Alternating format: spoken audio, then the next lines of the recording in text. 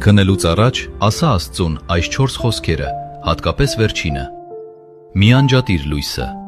Քանի դեռ չես արտասանել դրանք, այս խոսքերը խաղաղություն կբերեն քո տուն եւ հանգստություն քո սրտին։ Դրանք կարդալուց հետո դու կքնես Աստծո ներկայության լռության մեջ եւ կարթնանաս նոր հույսով։ Առաջին, շնորհակալություն։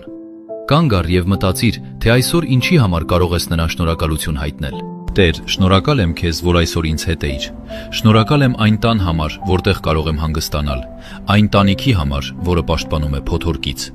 Շնորհակալ եմ խաղաղության եւ հանգստության համար, որ պարգևում ես իմ ընտանիքին։ Երկրորդ, պաշտպանություն։ Խնդրում եմ, պահպանիր ինձ եւ իմ հարազատներին։ Պաշտպանիր մեզ ամեն տեսակ չարից, վախից եւ անհանգստությունից։ Թող քո սուրբ հրեշտակները շրջապատեն մեզ այս գիշերև։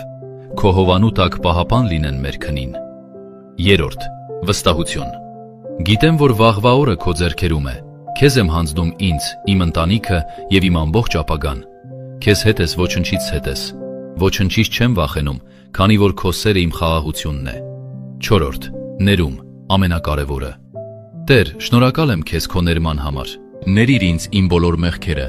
գիտակցված եւ չգիտակցված։ Հեռացրու իմ սրտից անհանգստությունն ու կասկածները։ Հպվիր ինձ, հպվիր ինձ, հպվիր ինձ, հպվիր ինձ։ Հպվիր ինձ քո ողորմությամբ, բև պարգևիր խաղաղ քուն։